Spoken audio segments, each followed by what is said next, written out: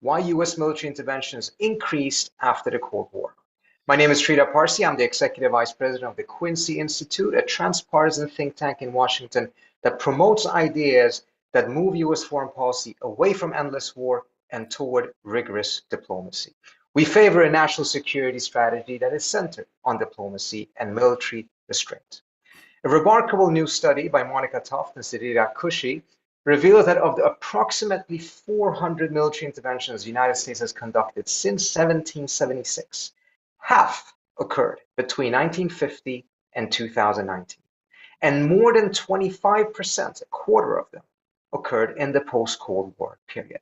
This startling new statistic was unveiled in a recent article published by them in the Journal of Conflict Resolution.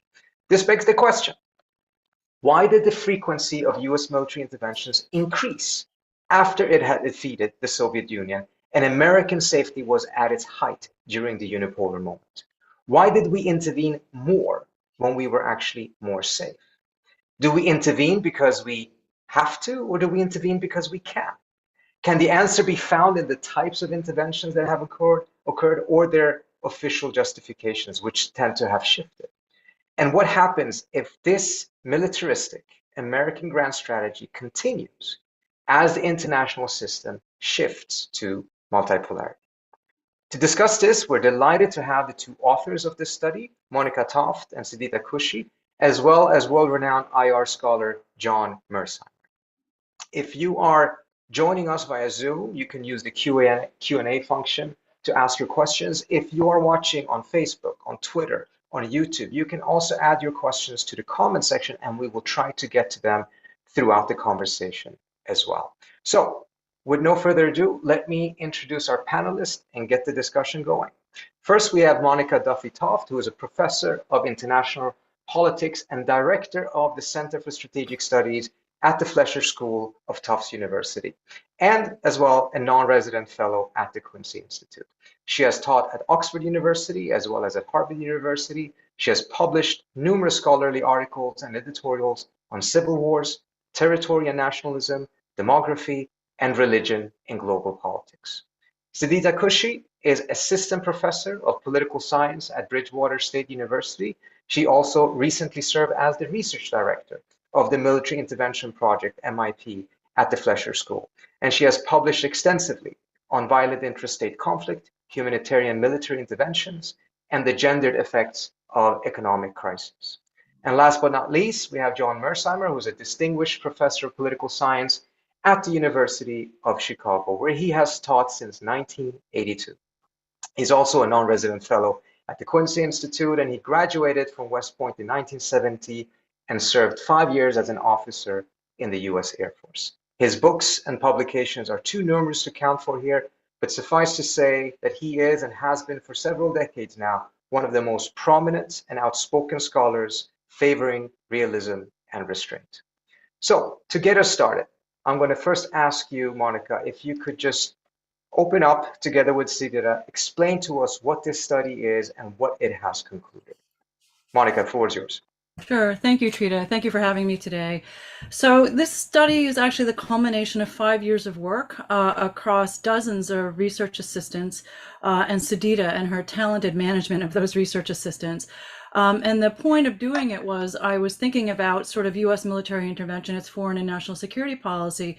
And I just had a basic question about what was happening with the United States and its use of force. And my sense was that we had been ramping up, but I had no way to find that out. So I turned to other data sets, and it turned out there are a couple of others that are available. And we talk about that in this article, but we found that they either didn't cover the entire expanse of US history, or they were quite limited in actually their sourcing or the variables or the definition of intervention that they were using. So I ended up securing a good amount of funding, brought together this phenomenal team, and for 5 years we spent. And so the JCR article, the Journal of Conflict Resolution article, is the culmination of that. And then we have a book coming out with Oxford in January or February that has even more data and lots more information about it. So one of the questions that we ask, the key question is America a bully? And if you think about the United States over time, it's actually been a fairly militaristic nation, right? Look, we were the first to secede from the British Empire, right? We started the unraveling of the British Empire. And then we spent the next part of our journey sort of manifest destiny spreading across the continent, and then moving into the Caribbean, into the Pacific. But regionally, we're militaristic. And then you could say with World War I and World War II, the movement into Europe, we became basically a global presence. And then with defeating the Soviet Union and dealing with the Soviet Union in the post-45 period.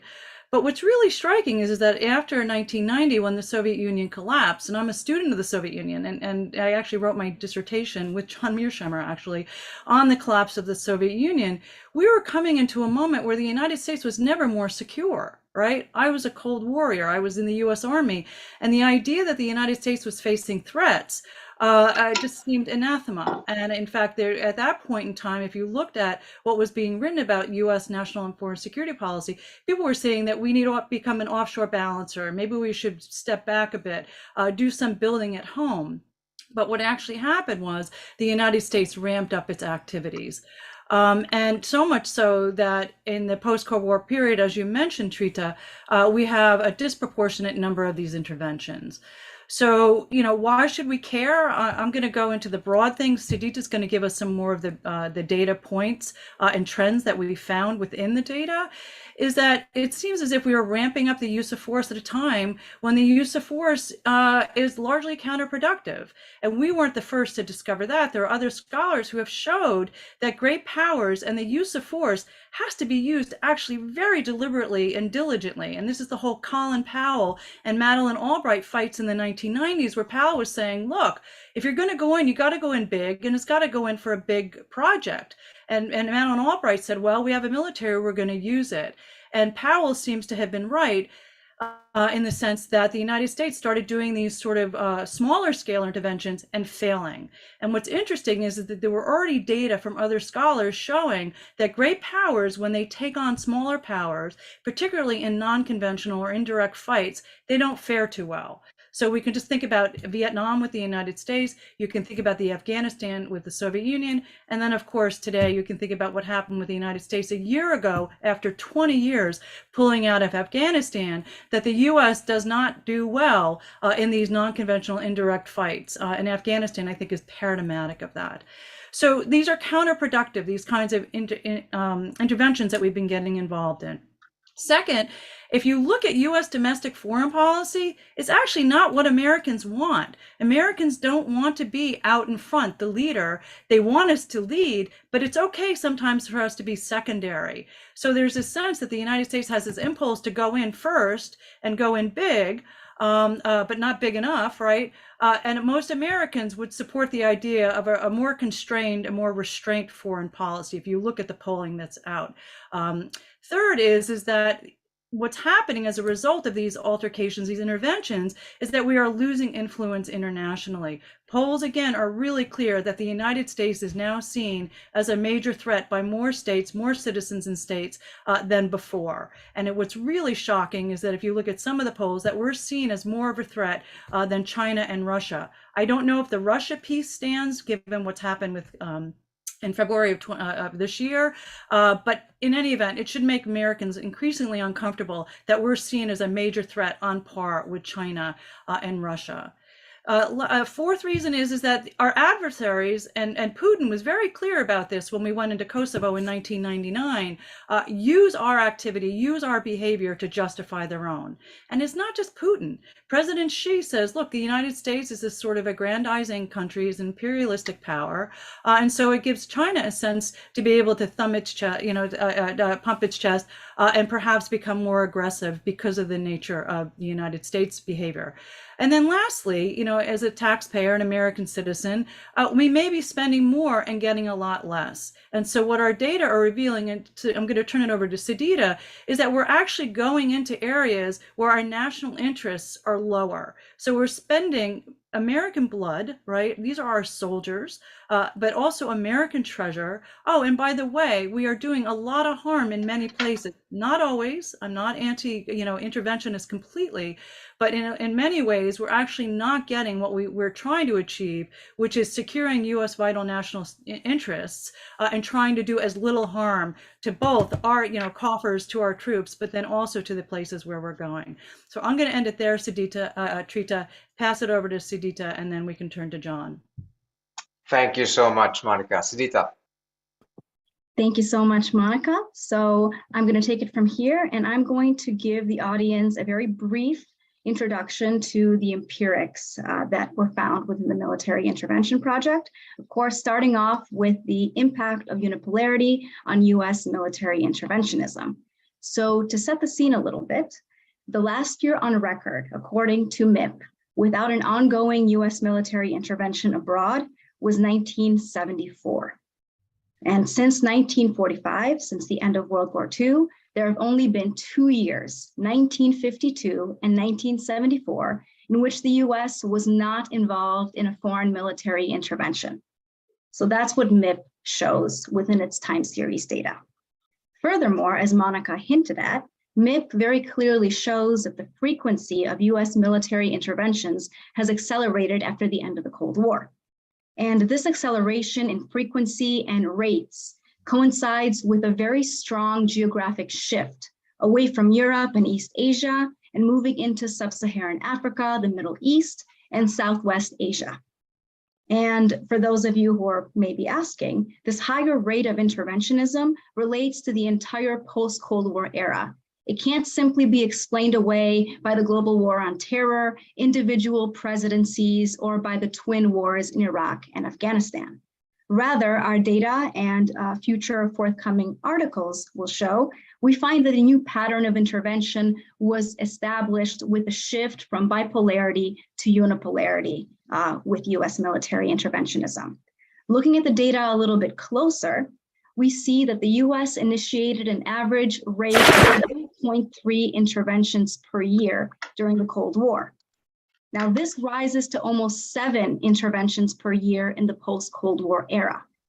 So, in other words, the US increased its rate of intervention by almost 1.5 interventions per year when moving into the post-Cold War era. That's about a 60% increase in frequency. So that's a very interesting takeaway, just in descriptive statistics. While these intervention rates were increasing, we see that the measure of national interest was declining in the post-Cold War era. And in our military intervention project, we have an indicator, an index that measures different traditional indicators of geopolitical national interests, such as proximity, contiguity, alliances, natural resources, and a few others. These measures suggest that the US seems to be staging interventions at higher frequencies after the Cold War, but doing so in target states with fewer key traditional national interests at stake compared to the Cold War era. And then another key takeaway is that the usage of force has increased as a proportion of all US military interventions, beginning in the early 1900s, but really escalating in the 1980s. Almost half of our coded interventions have included the direct usage of force, and only 4% of interventions have been threats of force. So the US has been more quick to escalate its hostilities in the modern day era relative to the past, utilizing threats of force less often than displays of force or the direct usage of force. And then the fourth takeaway is that in the post-Cold War era, we've seen the US wield its military might towards more missions with the objective of democratization, human rights enforcement, humanitarian interventions, and third-party interventions within domestic crises. So what MIP shows is that unlike the past, the US in the post-Cold War era has frequently responded to existing crises as a third-party actor, instead of being one of the originators of a dispute, as was more frequently the case prior to the post-Cold War era. So ultimately, MIP is showing that the US has experienced higher rates of intervention frequencies, even when lower levels of interest were at stake.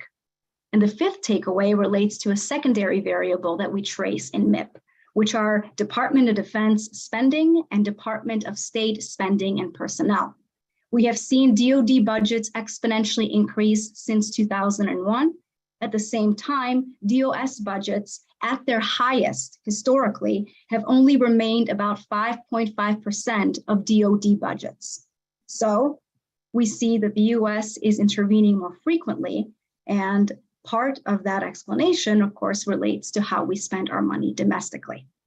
Now, to sum this up very, very quickly, I just like to say that MIP showcases that in the post-Cold War era, the US has become more interventionist in its frequency, even in its duration. And these interventions are seemingly in pursuit of not vital national interest. They're in pursuit of objectives related to social protection, democratization, and sometimes the objectives appear unclear.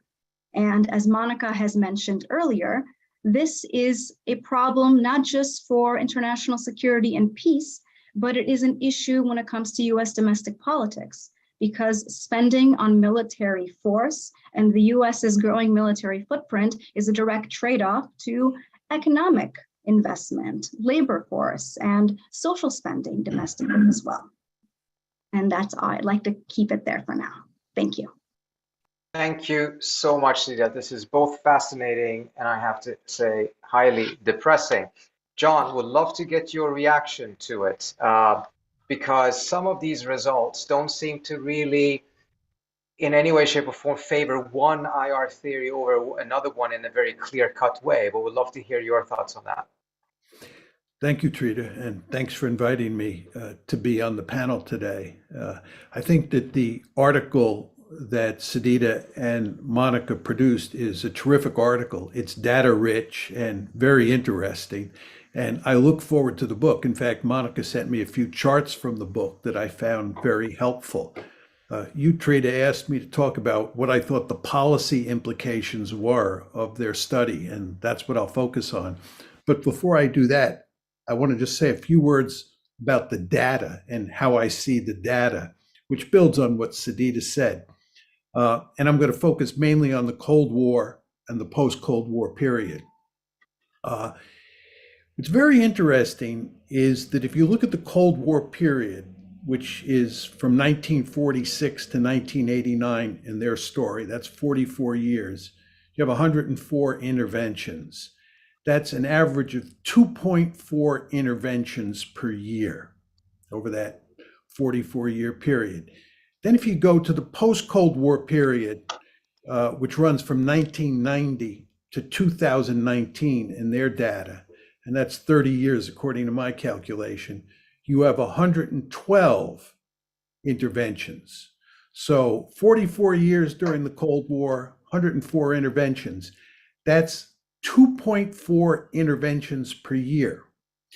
During the unipolar moment, you get 30 years and you get 112 interventions. That's 3.7 interventions a year. So it's quite remarkable. You go from the Cold War, where you have 2.4 interventions per year, to the post-Cold War period, where you have 3.7 interventions per year. And of course, what's happening here is you're going from bipolarity to unipolarity. Right? The post-Cold War period, it's very important to emphasize, was the unipolar moment. Now, what are the policy implications? The first is that American liberalism is highly militaristic.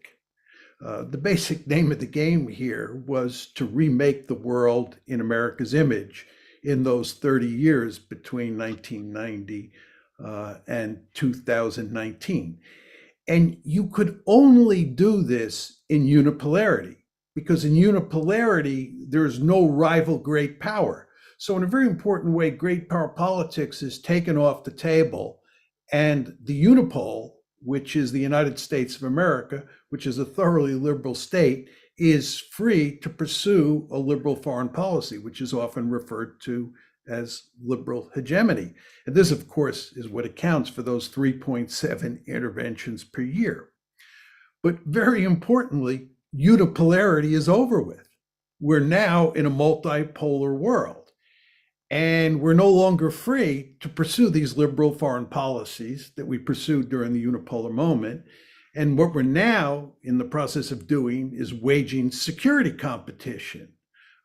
So the world that we're now operating in bears much more resemblance to the Cold War, which was a bipolar world where great power politics was obviously alive and well, than it does to the 30-year period between 1990 and 2019.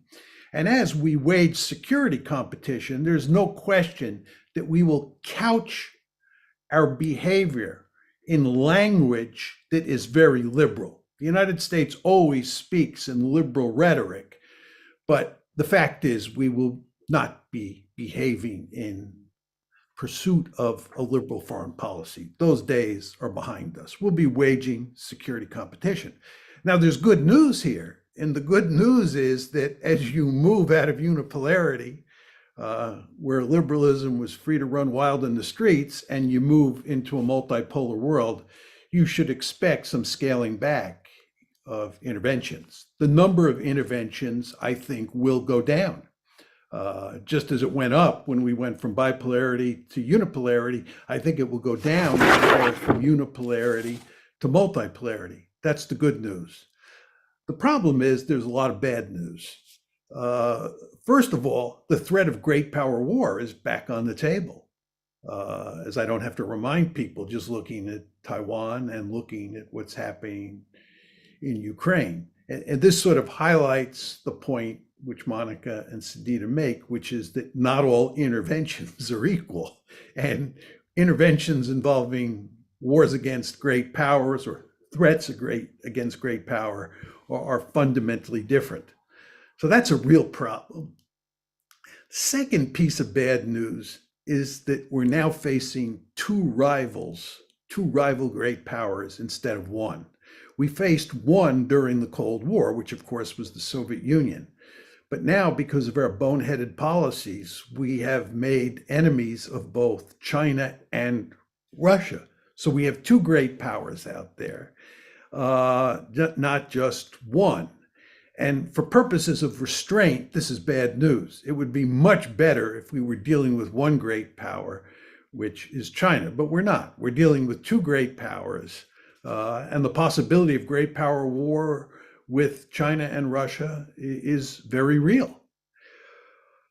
Final point I'd like to make about restraint and this multipolar world is that many people focus on the question of whether or not we should contain China and whether or not we should defend Taiwan. And that for restrainers, this is supposed to be the big issue. I think this is not the big issue. The United States is going to contain China, and the United States is going to defend Taiwan. There's no question in my mind about that. I think the really key issue here is how expansive and how aggressive our containment policy is. And let me just tell you a story about the Cold War that relates to the data that Sidita and Monica present. I actually find that the number of Cold War interventions is much too high. And what happened during the Cold War is that we had a big debate on how to contain the Soviet Union, which involved basically realists on one side who argued that the United States should concentrate on containing the Soviet Union in only three areas of the world: Europe, the Persian Gulf, and Northeast Asia. And the United States should not engage in rollback policy. This argument was laid out very clearly by Steve Walt in a famous piece that he wrote in International Security called The Case for Finite Containment. On the other side were a group of people, very hawkish, and I think Irving Kristol is a really good example of this perspective, that argued that we should engage the Soviet Union all across the planet, and we should emphasize fighting the Soviets in peripheral areas, areas outside of Europe and Northeast Asia, because they believed that we could defeat the Soviet Union in peripheral areas and we could roll back the Soviet Union. What happened in Afghanistan is considered to be an excellent example of this logic at play. So you had two very different views during the Cold War about how to wage containment, one much more expansive and much more aggressive than the other. And the one that won out was clearly the more expansive and more aggressive. My view moving forward in this multipolar world that we're now operating in, as I said before, is that liberalism is in the rearview mirror. That was good for the unipolar moment. Those days are gone. What matters now is how expansive and how aggressive our containment policy is vis-a-vis China. And we are, as I said before, going to contain China. And I think the great danger that we face is that we will behave toward China and towards Russia as well, the same way that we behaved towards the Soviet Union and the Cold War. And that will, in effect, make a bad situation, and we are in a bad situation, even worse. Thank you, Trita. Thank you so much, John. Many questions from the audience, and also first want to point out if several audience members have asked to see a copy of the paper, and it is linked in the chat. If you click on the chat, you will be able to see it. I want to ask the first question of you, John. John, you spoke with a degree of confidence that because we're moving towards multipolarity, the interventions will go down. But the data also shows that the interventions went up during the Cold War compared to the period before. So even if it goes down somewhat, if that old pattern is followed, there will still be a pretty interventionist foreign policy. But also, you have the Fordham argument saying that a lot of these interventions increase simply because of path dependency. Can we really be that confident that rationality or some degree of rationality will cause interventions to go down, and then rather than us actually seeing an even greater degree of interventionism in the coming years, despite the fact that we're going to be in a multipolar world? And what will the outcome of that be? I'll direct this first to you, John, but love to get Sidita and Monica in on this as well. Well, as their data shows, there's no question that there was a lot of intervention during the Cold War. I don't deny that. And in fact, my final point was that there was too much intervention during the Cold War. Their data also shows, as you point out, that in the period before World War II, the rate of intervention per year was actually quite low compared to what it was after World War II. So there's no doubt about that. But what's going on here is that when you have great power competition, another great power in the system that can contest you, and that puts brakes on your ability to intervene here and there, because your adversaries will, in many cases, step up to the plate and contest you in different areas of the world. What happened in the unipolar moment is that because the United States was the sole pole, right? It was so powerful relative to everybody else, there was no one that could check it.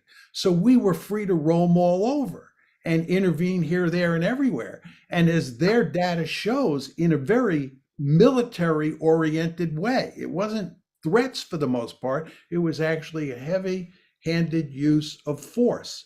But it's harder to do that, not impossible by any means, in a world where you're dealing with Russia on one hand and China on the other, because they will contest you, but also because you have to focus so much attention on just containing them in their own backyard.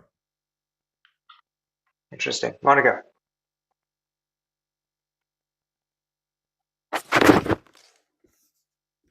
Yeah, John, thank you for those terrific comments. And I agree with a lot of them, actually. But what I'd say is sort of in response to Trita is it's an empirical question. I think it's too soon to tell. Yes, you're absolutely right, John, that China's pushing back and Russia's pushing back. But what's interesting is that we now can sit and watch and test this hypothesis. And so we're continuing the data collection as we move forward. The Biden administration in its pullout of Afghanistan seems to have understood that. But we have to wait and see. So I don't think we can definitively say that we're now moving into a containment period of two great powers in this multipolar environment, because I do agree with Fordham about this inertia problem and the cumulative effect and sort of the American system, the way in which the use of force is institutionalized. That's what makes me nervous, because the alternatives are not there. And so Sidita talked about the State Department.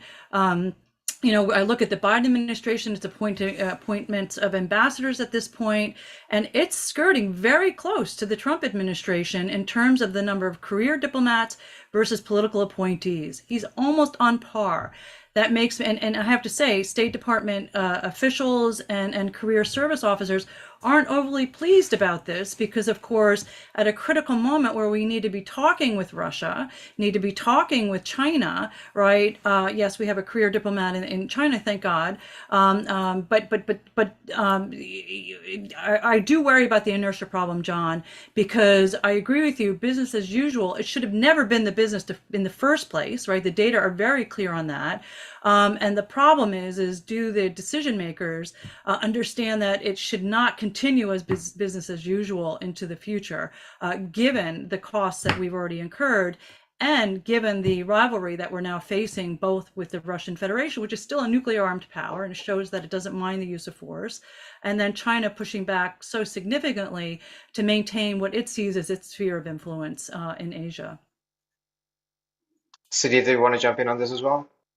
Yes, and for the most part, I agree with Monica's take that I think the path dependencies that everyone has discussed so far are going to be very, very difficult to overcome. Institutions have long lives of their own, and what we have noticed in our MIF data, as we might be able to expand upon later, is that US presidential administrations don't really seem to make too much of a difference in US intervention patterns. Republicans, Democrats, different presidents seem equally influenced by kind of broader, more institutional, more path-dependent patterns. And of course, this is just descriptive at this point. The causality is still up for discussion and debate. But in our greater book project, we do very clearly see this trajectory of the more powerful the US becomes militaristically, starting off with its Navy, growing its military footprint, the more powerful it becomes, the more it militaristically expands into different regions of the world. So at first, it became a Western hegemon. So we see the US militaristically intervening within its Western hemisphere sphere of influence. When its national capabilities and power grew to that of closer to a global hegemon, we saw the US intervening globally. So the patterns are pretty kind of clear there, that with more power, with more capability, the US seems to have expanded its military footprint beyond its initial confined sphere of influence. Its sphere of influence has become the world at large. So I agree with Monica that it's too soon to tell. Our data don't necessarily have a clear answer on the future of US military interventionism, but theoretically speaking, those path dependencies are going to be really tough to crack, even if individuals and policy elites wish it to be that way. Yeah, and Trita, the only thing I would add, supporting John and Sidita and Fordham on this path dependency is we've got lots of forces pushing us in the direction of this business as usual. And the question is how do we stop? And this is a depressing conversation. I'm not sure I know how to do that. I can tell you we've been in the wrong place. We're going in the wrong place for a variety of reasons. And how do we stop? Yeah, and a lot of folks in the Q&A are asking exactly that. I want to get back to that, and this is a fantastic conversation, but I do want to clarify a couple of issues regarding the data itself. See that you mentioned that you see no particular pattern when it comes to Republican and Democratic administrations. They're all in love with war, essentially. And also you mentioned earlier on that the war on terror does not provide an explanation as to, so essentially saying that all of this increase is simply because of the war on terror. But let me ask you this then: if it's not the war on terror, we have more interventions as a result, or at least the public justification is because of democratization, humanitarian interventionism, protection of human rights. if we were to take those out and just focus on the non-humanitarian intervention type of interventions, do we see a change there? If you factor that out, are we on par with where we were before? Did it go down? If we didn't pursue this type of liberal hegemony grand strategy, would the unipolar moment have actually looked very different? So I that's would just point out, I mean, they can speak about the data much better than I can, but I looked at their data, and what they show is that the number of interventions per year between 1990 and 2000, which is pre the global war on terror, is significantly greater than it was from 2001 to 2019. So it can't be the global war on terror that's driving the story. Sidita. Yes, so I was also going to mention that. Thank you so much. That is a big piece of evidence saying that it's not just the global war on terror, it's this unipolar shift, possibly. Again, no causality in the data on its own. We are just discussing possible outcomes here. But in response to your question, it's a great question. It's a tricky answer, because the way that we code objectives when it comes to military interventions is based on what the mandate says. So we code based on what the official reasoning is. And we find that often the biggest objective for US military interventions is the protection of US citizens.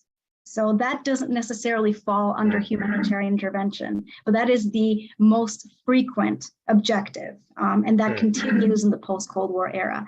The US intervenes according to their mandates to protect their own citizens, property, embassies, etc.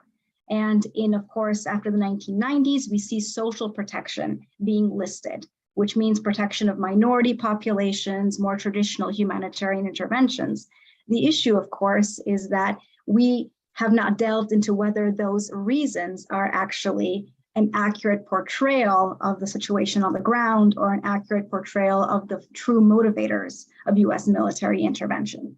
So it's tough to answer the question simply because the data says that a lot of these interventions have social protective properties, but that's according to the official mandate. And as we know, in the case of both Iraq and Afghanistan, to different degrees, social protection was a key, mandate for US military intervention, but that may not necessarily have been the primary driving force or the, real characteristic of the interventions themselves.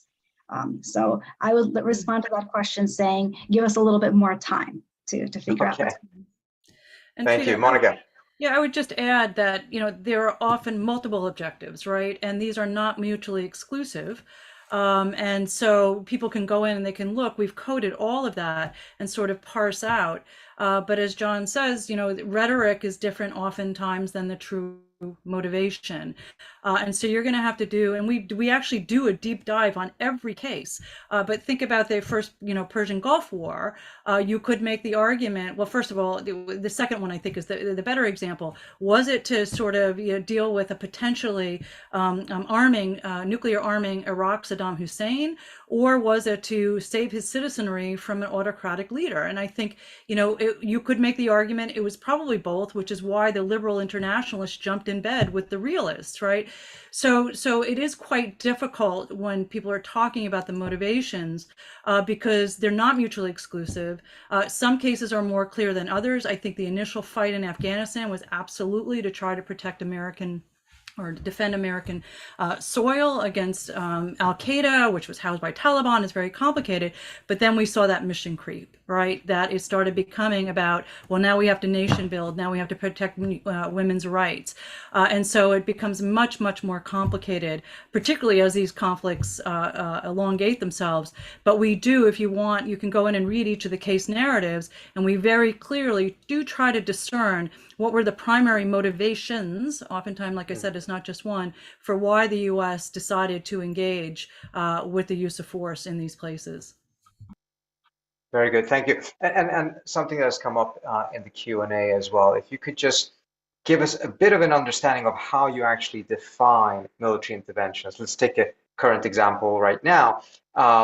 the US is helping arm Ukraine? Is that considered a military intervention by your standards? In the case of Afghanistan, 20-year occupation, is that one intervention a year? Is it just one intervention over the course of 20? How is this thing counted?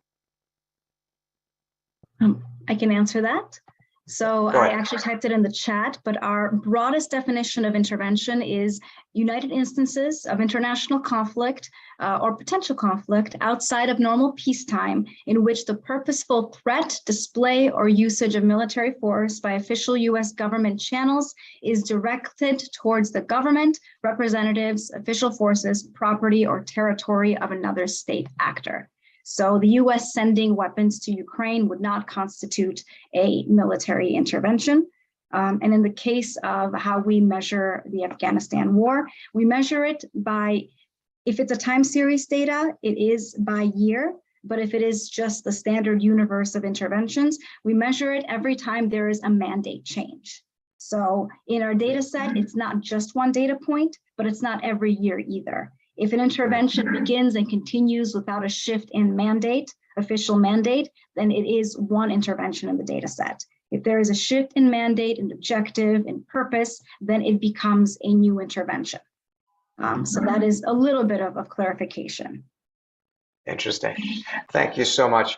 One of the really fascinating things that comes out in the paper is that contrary to expectation, since 2000, US interventions have increasingly taken place in countries with an increasing score of democracy. So the idea that we're just intervening against non-democracies, that pattern doesn't seem to hold up.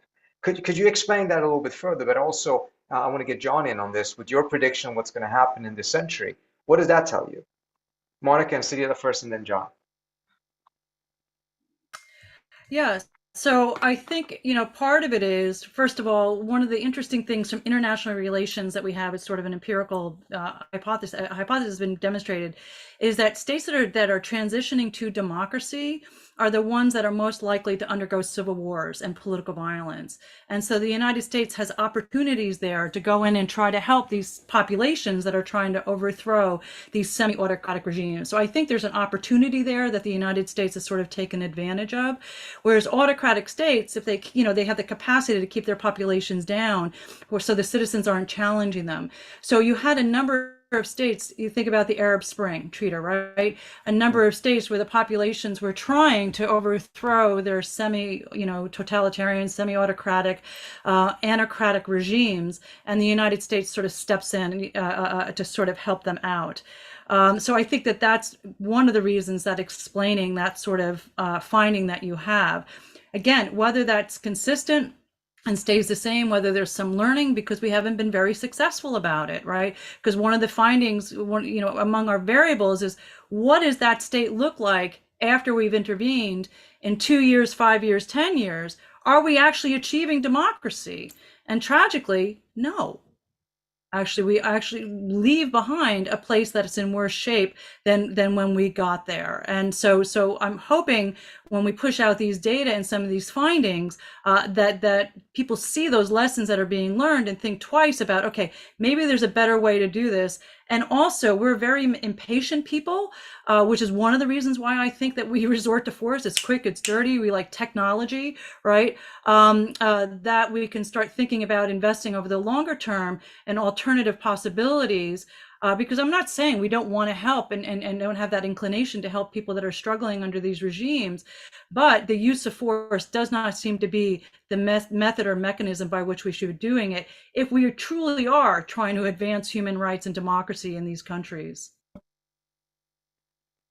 Sidita, do you want to add anything on that? Very short addition. I echo Monica's sentiments. The main reason we incorporated that component in the paper is because MIP includes over 200 variables on possible outcomes of intervention, on possible drivers of intervention. We were hoping that scholars and practitioners alike would use MIP to test out the validity or the predictive power of different international relations theories. So, of course, liberalism says that mainly, a lot of these interventions are occurring as part of democratization to spread democracy as part of US national interest. And that component of our study was there to show that actually, we see that the US seems to intervene in countries that have slightly higher scores of democratization. And if this thesis of democratization were to consistently hold up, we might possibly see a different directionality to that. At the same time, of course, it's important to note here that democracies are relatively rare, and countries that are under turmoil, they don't necessarily correlate with higher levels of democratization. So democracies are relatively rare in the sample. They're even rarer when it comes to target states for interventions when great powers intervene. So I would take this finding and say it's interesting, but it requires more research and more delving deeper. Okay, but John, I think to you it probably sounds like a vindication of your argument that liberalism is in the back rear mirror right now, or? Well, I think, Trita, as I made clear in my comments, and I've done in my writings, is that there's a fundamental difference between operating in a unipolar world and operating in either a bipolar or multipolar world. I think in the unipolar moment, we were genuinely interested in spreading liberal democracy around the world and remaking the world in America's image. It failed. It was bound to fail, in my opinion, but that was our goal. Those days are gone. And we're now in a world where the United States is going to knock off democracies. You remember well during the Cold War that the Americans had a rich history of knocking off democracies in places like Iran, Guatemala, Chile, right? And we also had a rich history of cozying up with dictators or autocratic leaders. And moving forward, that's what you're going to see. We will knock off democracies that we think are unfriendly to us, and we'll cozy up to autocrats. Just look at what Joe Biden is doing with regard to Saudi Arabia. You remember what he said in the campaign and what he's doing now. That's the way great powers behave. The United States is no exception. But as we all know, what we'll do is we'll cover up our behavior with liberal rhetoric, as we always do, and try and portray ourselves as a noble country that does nothing but good in the international system and blame everybody else for all the world's problems. That's the American way. Going to what the data may suggest to us about the causes. Monica, you mentioned that you're seeing it going in the wrong direction. It's not entirely clear. We have several questions in the audience asking whether this is because of conscription, whether this is driven by technology. I mean, technology has enabled us to do drone strikes much more easily without having troops on the ground. I assume that would count as a military intervention in your data set. To what extent does the data, there's plenty of speculation that is not based on this data. I'm asking, what does this data suggest to you? Well, what the driving forces may be for why we're seeing it increase, why we're seeing it slightly increase towards more democratic states, etc. I think it comes back to the 1990s and not having, look, we were supposed to have had this peace dividend, right? It didn't happen. DOD is a very strong entity. We can go back to Eisenhower in 1961 and his speech. But that was a choice. We chose Yes, not it to is. have it. Does the data say I something think, as to why we chose not to? well, the data can't really, you can sort of, because they can't really tell you why we've got there. What we can do is speculate and look at spending, right? And then sort of test hypotheses that way. Is spending going up across each period? What is the level of national security threat that we're facing? Because if the national security threat level is going down, yet spending is continuing going up, right? Then you make the argument that there's got to be some institutionalized reason rather than a national security threat or change in global politics that is driving up our defense spending. So you would have to sort of construct a series of hypotheses to get behind that, Trita. But the evidence to us seems to indicate that national security interests were going down and Department of Defense funding was going through the roof. And by the way, so were interventions. So there has to be something other than sort of great power, major power politics, in a sense, or actually that is explaining that the United States was free to do that. John talked about that we were free to do that. So then the question is how do we sort of subvert this cycle? One is that China and Russia are going to do it for us, right? So we're still going to have these huge amounts of spending, but we're probably going to have fewer interventions because we're going to be a lot more circumspect about where we go, right? That's one way in which the cycle might work. But in terms of trying to get out of it, I mean, I think educated citizens, right? Somebody asked about the draft, right? This is not touching individual lives in a way that if you had a draft where people had to go in, look at Russian President Putin today, he's terrified because he doesn't have enough troops. And the question is, how does he keep the population quiet, yet still promulgate and fight the war that he wants to fight in Ukraine? And so Americans aren't feeling the pain of this. And so the question is, how do you make them feel the pain? And unfortunately, I think this room is probably filled full of people who understand that foreign policy is typically not high on the list. It's usually economics. Although interestingly, it appears that Ukraine is a serious concern for Americans, and they want the Biden administration to stay engaged. My concern with that is should we are at this point now fighting a proxy war. It wouldn't fall into our threshold for a military intervention, but we are indeed fighting a proxy war in Ukraine. And so the question is how that's going to spill over such that it's going to further justify these large budgets, further interventions, if this war spreads beyond the Ukrainian border. So Trita, it's a complicated question, it's a complicated answer. But I think if you look what the data say, or if you could tease out from the data that there are a multitude of different reasons for why we're seeing this sort of increase. Unipolarity, inertia, bureaucratic politics, America's love of technology, which is very, very expensive. So there's a whole slew of different reasons. Sidita, you want to add anything? Sure. So as Monica said, the data itself right now isn't going to provide a causal answer to what the main drivers of US interventionism are. The idea is that we have the variables and the measures now to be able to ask and test those questions.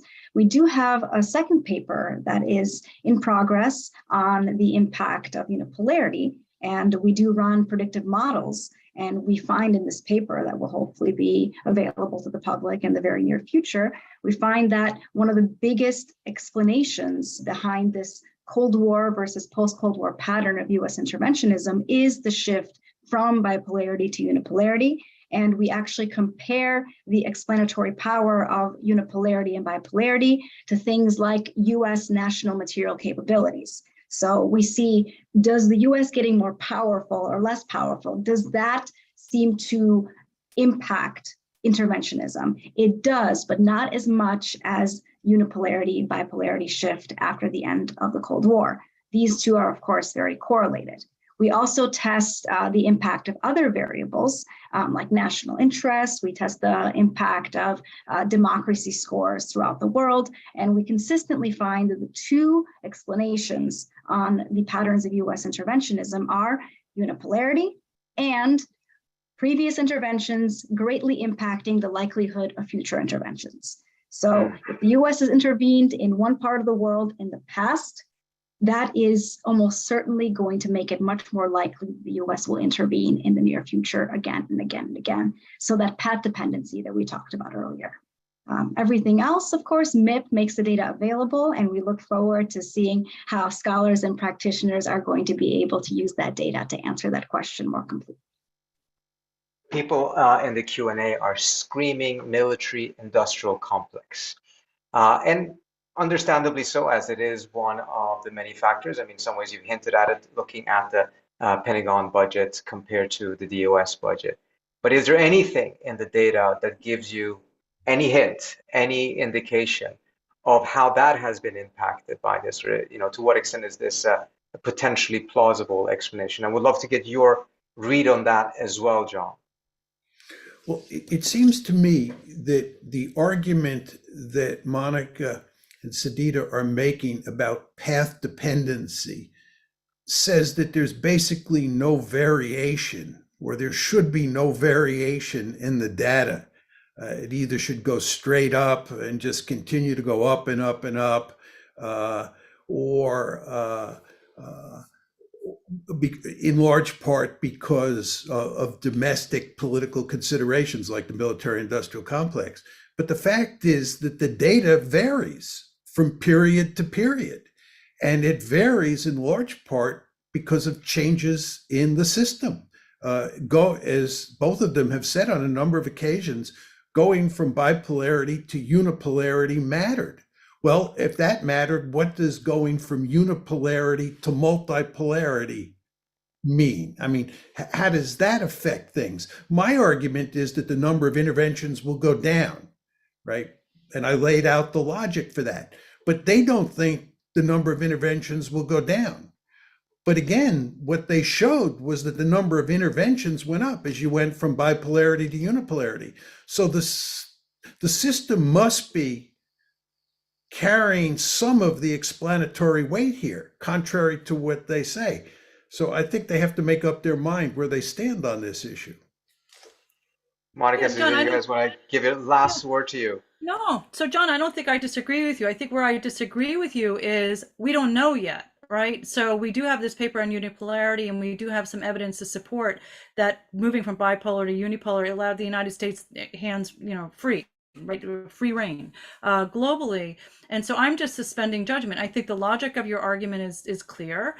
And I think we have two competing arguments here. One is the inertia, the military industrial complex, the iron triangle argument, Americans disaffected, disengaged from foreign policy, that continuing. And the other one is system effects, right? Correcting it.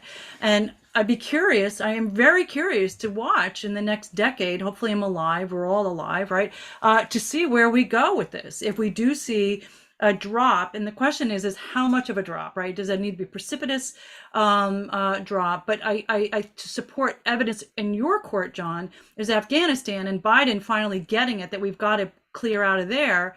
Yet now we're in Ukraine. Now you could make the argument, the structural realist argument, well, of course we're going to get involved in Ukraine because it's Russia and Russia's nuclear armed, and Afghanistan was sort of we needed to dispense with that so we could deal with a much bigger threat in Europe.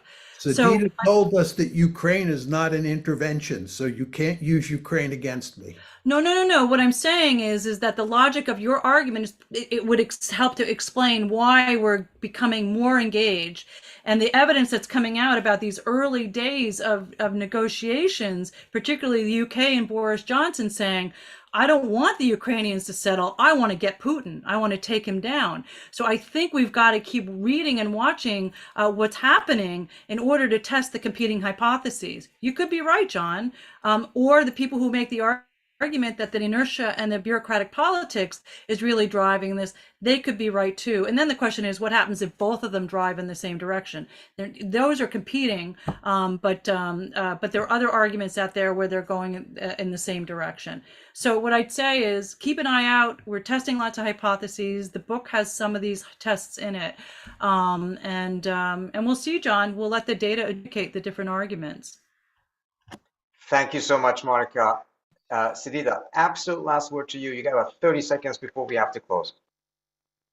Yes, so I'm mainly going to close by saying that the military intervention project, for it is an empirical endeavor. So we are bringing the data to the public so each individual can test what they see as the most pertinent theoretical explanation or as the most pertinent aspect of this military intervention phenomenon of the United States. So as Monica mentioned, at the end of the day, the data is there. We are starting to test what the data is about to tell us or will tell us in the future. But this is an empirically driven endeavor. So people can test different theories, different hypotheses and expectations. And what us saying that we're not sure yet, or us saying that this could be right or this could be right, is simply the stage in the research that we are at. The data is now available, and now it's everyone's turn to start testing different components using that data set. And we're eager to see what some of the answers are going to be. Thank you so much. We are extremely eager as well. We're eager to see the book come out where we get a chance to see more of that data. I think it already has given us some extremely interesting things to not only think about, but also some rather concerning answers. None of the predictions about the future in this conversation were terribly rosy, and it makes it all the more important to study the data as quickly as possible to find ways in order to make the future move in a better direction. With all of that, I want to say thank you to you, Sidita, to Monica, a fantastic study. Thank you so much, John, for participating and contributing to this conversation. Thank you all at home or wherever you are watching this on Zoom and on other platforms. We hope we will see you soon again. If you are not subscribed to the Quincy newsletter, please go to our website, quincyinst.org. Sign up so that you will get invitations to all of our future panel discussions, as well as all of our future studies and writings. Thank you all so much for joining today, and hope to see you